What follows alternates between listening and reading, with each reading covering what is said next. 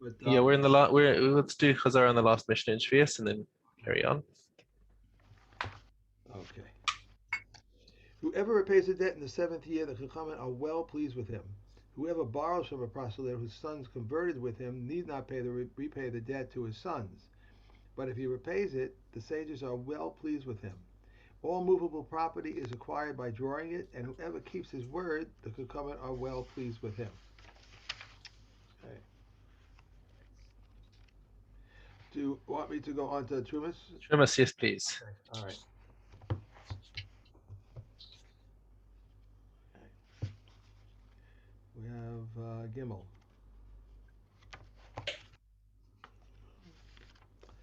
A deaf person who, I'm sorry, it's wrong. A minor who has not produced two pubic hairs. Some commentators, I'm reading the wrong thing, right. Rabbi Yehuda says his truma is truma. Rabbi Yossi says if he has not reached the age of vows, his truma is not truma.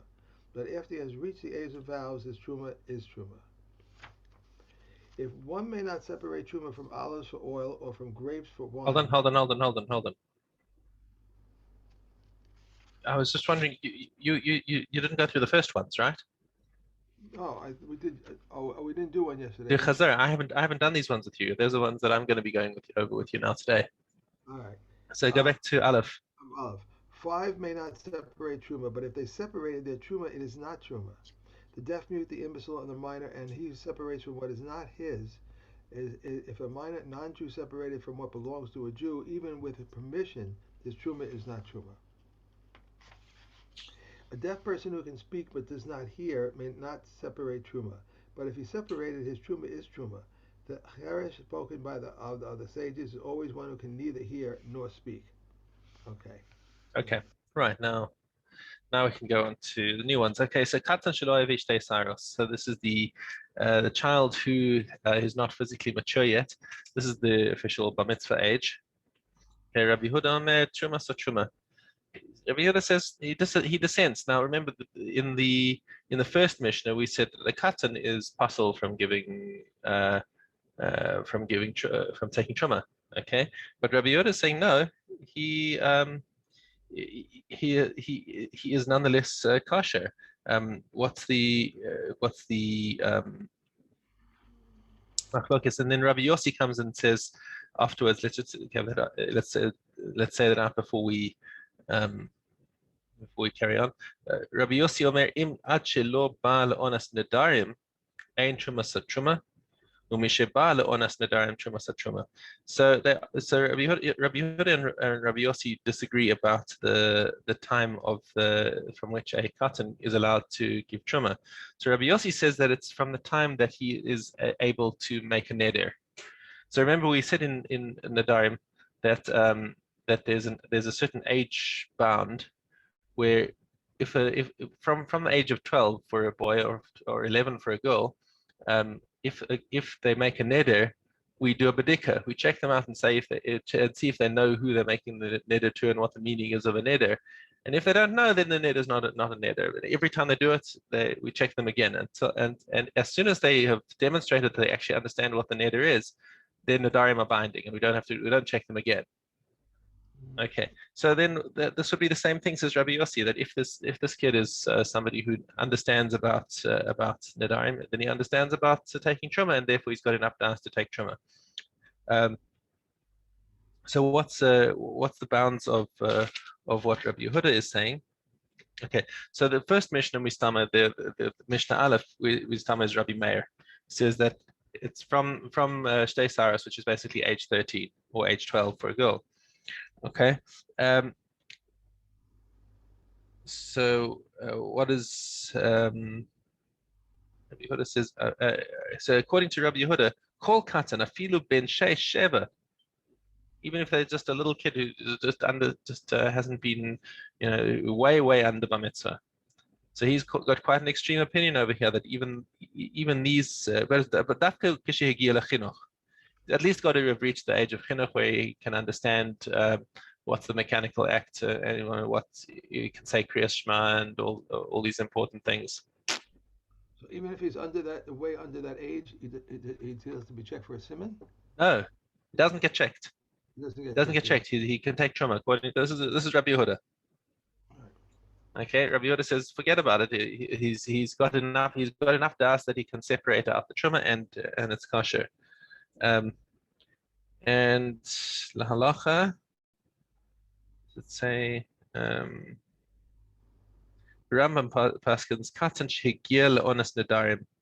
Af pi shelo hevi shtei saras velo naase gadol im taram truma satruma. So it looks like the Rambam paskins like Rabbi Yossi. Okay. Mishna Dalet ein tormin zeisim al hashemen velo anavim al yayin.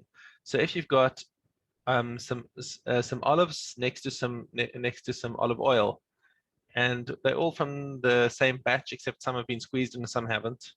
Okay. Lo anavim al yayin, and similarly grapes for grape juice. We'll just talk.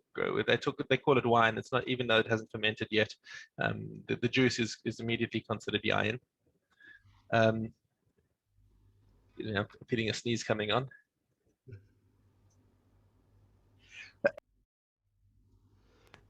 There we go. I managed to mute in between. Okay. All right. So you're not allowed to take the truma from the grapes for the wine, and you're not allowed to take the olives for the oil. The tarmu. And what happens if somebody was over and they went ahead and took truma like this? Shammai omrim trumas atzman vahen. Okay, we'll get back to the position of Trumas Atzman Bahin in a second. I just want to go to Beis Hillel because that's more simple. Beis Hillel Omrim Ein Trumas on Truma. It says it was a meaningless act. Nothing happened and everything remains tevel. Okay, now what that means is that Beis Shammai is saying, okay, so you took Truma inside the slot, so you picked up some olives and said these are Truma for the wine, or for the oil or the grapes, and these are Truma for the wine. So he says, okay, so you got some truma in your hands, but some of it is going to be chulin, because it won't work on the wine or the oil, but it will work on the olives that are in your hand, and that means that you've now got meduma in your hands, and it's a mixture, and therefore he would have to sell it to the kohen at the truma, that you do the calculation of how much of it would be truma within its own batch, and that would have to be given to the kohen, and the rest would be sold to the kohen at meduma prices. Okay, so it seems to be like a knas that Beis Shammai is putting on the person for trying to do this. Where Beis Hillel don't feel that there's such a need, but nonetheless you are there's a gezerah not to do truma like this, because you're going to cause the kohen an extra tircha, because if you just give him grapes, now he's got to go and press them himself. So you want to give him a finished product. Right. You want to give him oil and take truma from oil. Okay. Mishna hey ein tormin min haleket min hashicha min hapeah umin hahefker. Okay, so this over here is going to be the general klal. I'm actually going to give you skip to the general rule that they say over here. Is there? Hang on, is it over here? It says lo min a pater ala chayav. Okay, this we've learned this before, that when you're taking truma has to be from chayav on chayav. You can't take from, if you've got, so it's got to be from tevel for tevel. So you can't take truma from something that's already matukan, or something that's not chayav in truma, for something that is chayav. It just won't work like that. And if you take from something that is chayav for something that's not chayav, then you still got tevel in your hands. Right. Okay, so that doesn't work. So now, when it comes to leket shicha and payah, those are all matanos le'aniyim, and there's no chiyuv on them. So therefore, you can't take truma using them. Similarly with hefker. Hefker is pater from trumas and masros, so you can't use it for taking truma and maser. Ulomi maser rishon shenitla trumaso. And if you have maser rishon that was given to a Levi, and he's already taken truma out of it, then you can't take truma again from that, because it's already pater. Lomi maser sheni vehektish sheniftu. And maser sheni and hektish that have been redeemed, now again are patur from any further truma. So these are all just further examples of taking truma from something that's patur. V'lo min hachayev ala patur, and the general rule, you can't take from something that's chayev on something that's patur, because then you didn't, because the your transformation of is basically it's tevel and tevel. And when you take truma from tevel, then the tevel that was in your hands, that's in your hands, becomes truma, and now it becomes mutar to the kohen, and the tevel that's over there, it becomes chulin, and it's mutar to anyone else. Whereas if you're trying to take from something that's chayiv, you're taking some tevel over here and saying this is truma for something that's pater, which is a meaningless act. So therefore, you're gonna give this coin and tell him, give it to the coin and tell him that it's truma, and really it's tevel. Um, okay. V'lo min pater ala chayav. And similarly in the other direction, we've explained enough. And you furthermore cannot take truma from something that has been cut from the ground in order to exempt something that's still attached to the ground, because you can't take that's it hasn't reached the stage of chiyuv if it's still attached to the ground. And the same thing goes in reverse. Again, that's talking about the pater ala chayav. Now, a different reason why you can't have two different years crops being mastered together, because they're going to have different things. One of them is going to be for master oni, one of them is going to be for master sheni. And even if they're even if it's two master sheni years consecutively, you still are not allowed to separate chumas and masters from them together. And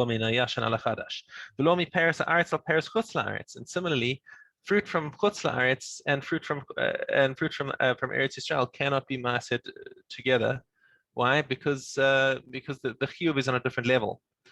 From Eretz Yisrael is chayiv deraisa, and chutz la'aretz is chayiv derabanan, which means that on some level, one of them is on the level of deraisa, one of them is chayiv and one of them is pater.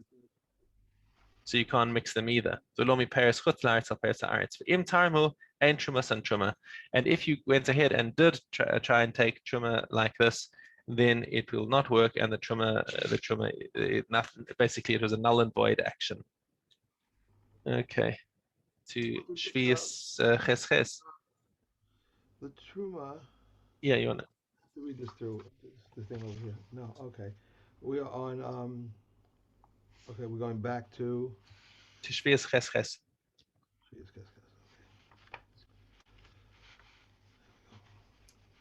My eyes are not so good today.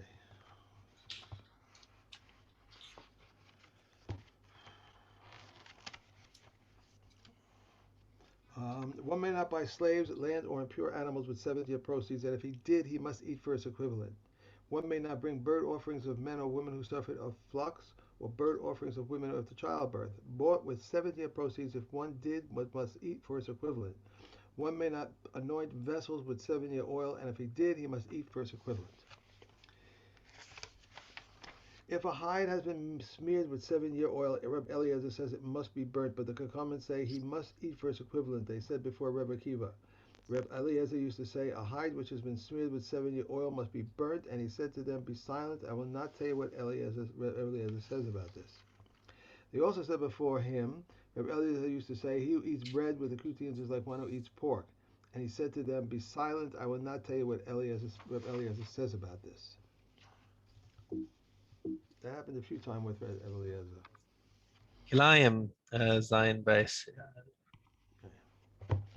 That happened a few times, right? With Reb Eliezer, he wasn't going to say about. That's right. Those the two times where Rabbi Akiva, basically the maskana among the Mefarshim is that he was actually much more makil than they were holding, and but Rabbi Akiva didn't want to say that opinion. Right. But we still left it as a tzarich ion as to why in these particular cases Rabbi Akiva was so cagey about letting them know what Rabbi Eliezer held. And it's not like in all the rest of Shas people didn't quote each other's opinions because they disagreed. Right. Oh. All right. Kalayam Dalid. Base. Base, yeah, Zion base. If one depresses 3 vines and their roots are visible, Eliezer's Barsadik says if there are 4 to 8 cubits between them, they combine, but if not, they do not combine. A withered vine is forbidden, but does not render forbidden. Reb Meir says a cotton is also forbidden, but does not render forbidden. Reb Elazar ben Sadik says in his name, also above the vine it is forbidden, yet it is not render forbidden. The following forbid, but do not render forbidden: the remainder of a vineyard laid waste, the remainder of a machal and of a vineyard, and the remainder of gaps in an aris, the remainder of a trellis frames. But beneath the vine, tillage space of vine, and in the 4 cubits in a vineyard, they render forbidden. If one causes his vine to overhang his neighbor's cereal crop, he renders it forbidden and is responsible for it. Rabbi Yossi and Rabbi Shimon say a man does not render forbidden that which is not his. The halacha follows them that, as we'll see in the coming Mishnayos, that a person cannot cause somebody else's property to become aser as kilaya karim. Why do they say cereal? I mean, it's a cereal crop. Does that mean that's wheat? Is that what they're Wheat, talking? yes, Right. yes, Okay. All right. all the Uh, grains, yeah. Okay, um, Yadayim Gimel Hay. you said Judaim, right? Yeah. Yeah. I'm really off today.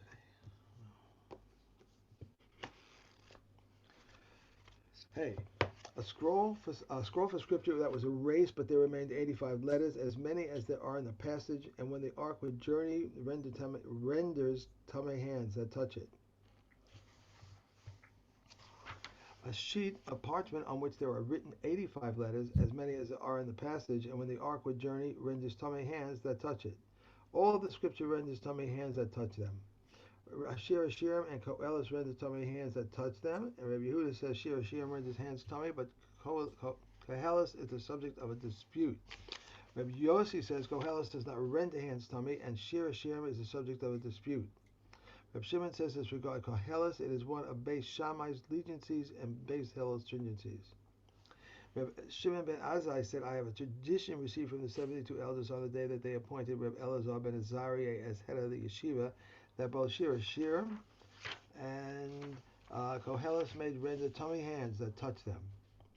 Rabbi Akiva and Heaven said, Heaven forbid, no Jewish person ever argued about Shir Hashirim that it does not render tummy hands that touch it, for it was never the whole world worthy as on the day when Shir Hashirim was given to the Jews.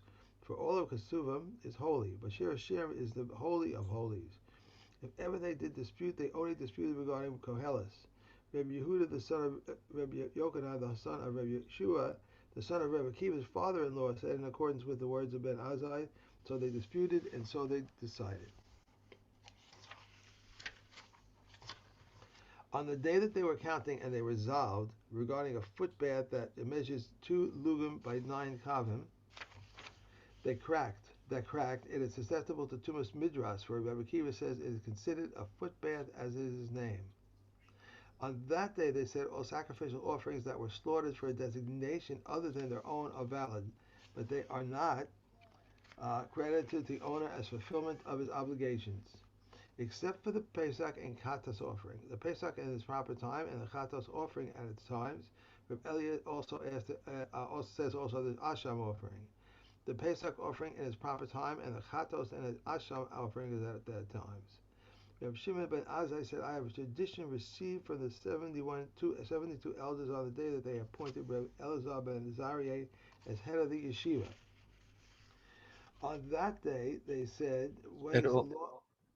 No, you said I have a tradition from Rabbi Elazar ben Azariah in the yeshiva that all of the zvachim. Yeah, on Olive? No, I think you turned the page backwards. No, I didn't think I did. On that day, no, on this, let me do a Dalit Olive. On that day, they No, were the Dalit base. We're in Dalit base, and we're in the middle of it when you're talking about when Rabbi Shimon ben Azai said. On that day, they appointed Rabbi Elazar ben Azariah as head of the yeshiva, and that all sacrifices that are eaten that were slaughtered for a designation other than their own are valid, but they're not credited to the owner as fulfillment of his obligation, except for the Pesach and Chatas offerings. Then Azai added only the Ola offering, but the Kakaman did not concur with him. On that day, they said, what is the law regarding Ammon and Moab in the 7th year? But Tarfon decreed. Hold on, no. You've jumped again. You've jumped. I don't have that page. Are you missing a page? I have The last sentence I have that I read, I think was Ben Azai added, but only the Ola offering, but the sages did not concur with him. That the page I Okay. missed? Oh, I No, said that. no, that's a there's before that. There's Rabbi Shimon ben Azai said, "Makubelani I have a tradition from the 72 Zakanim on the day that they installed Rabbi Elazar ben Azariah and they shiva that. Oh, beg your pardon. You're right. That's the fine. Yeah, that's fine. Okay, You're all right. right. I beg your pardon. The beginning and the end of the Mishnah are actually very similar. So that was fine. Okay, never mind. We can move on. Okay, Orlos Aleph base.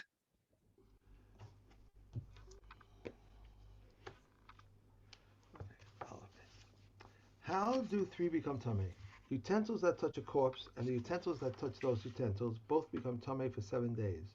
The third one to be touched, whether it is a person or a utensil, becomes tummy until evening.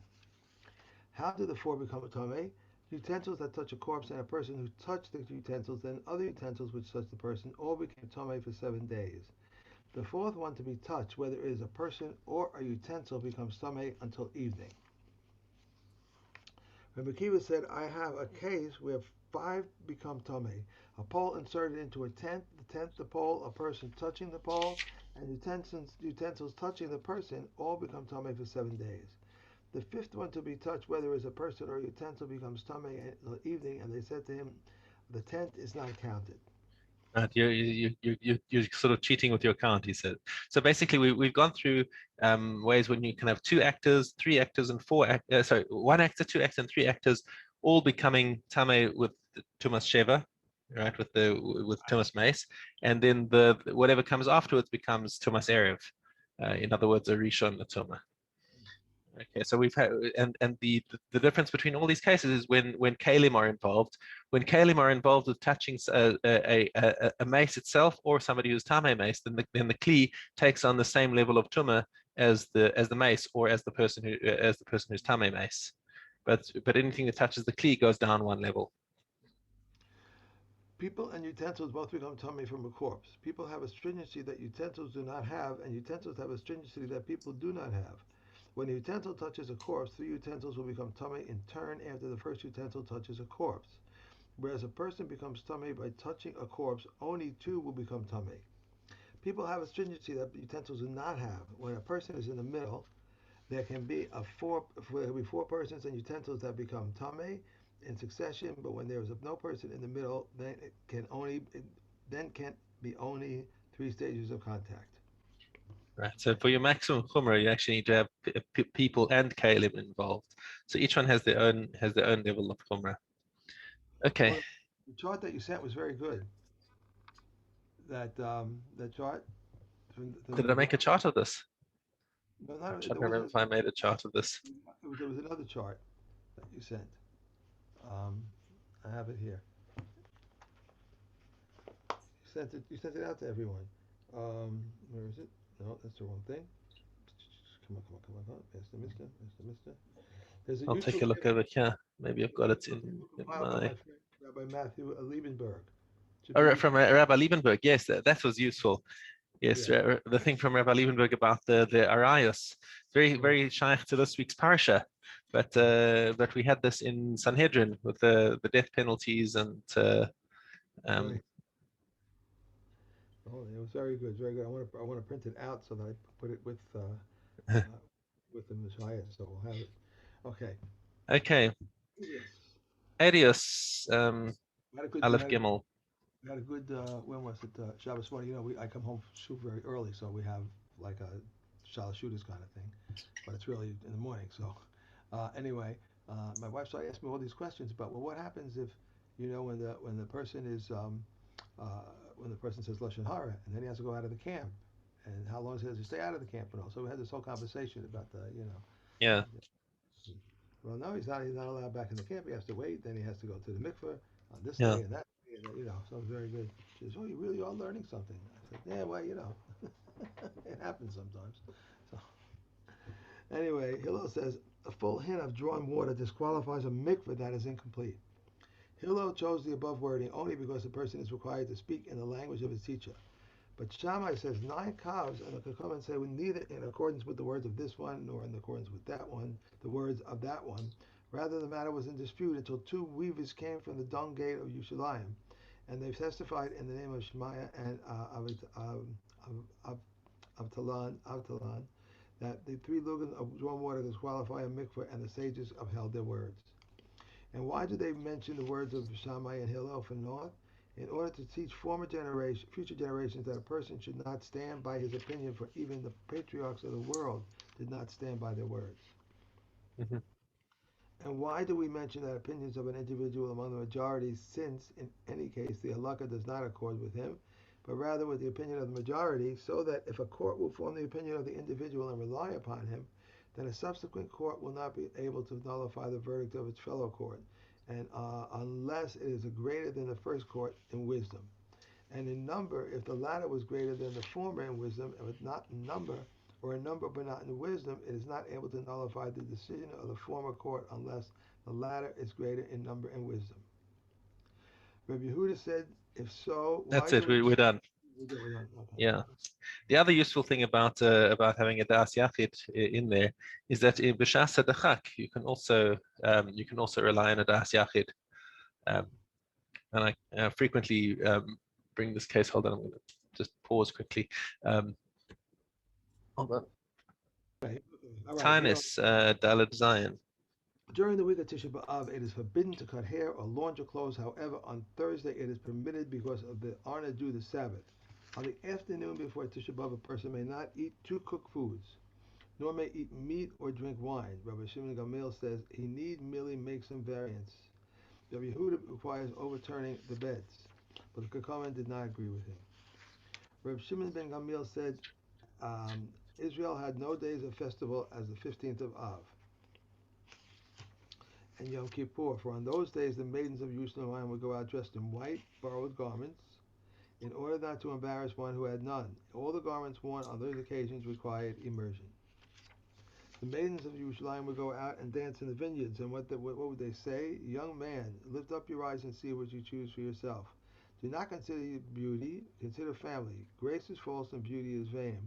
A woman that fears Hashem, she shall be praised.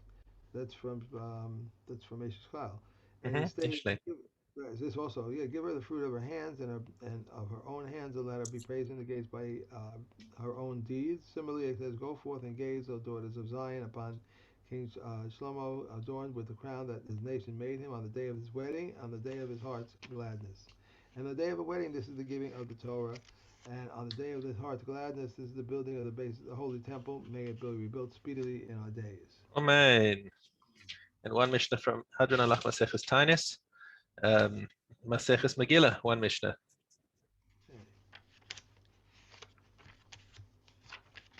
The Megillah may be read on the 7th, 12th, 13th, 14th, and 15th days of Adar, but never earlier nor later. Cities that were surrounded by walls at the time of Yeshua's son of Nun read on the 15th. Villages and large towns read on the 14th.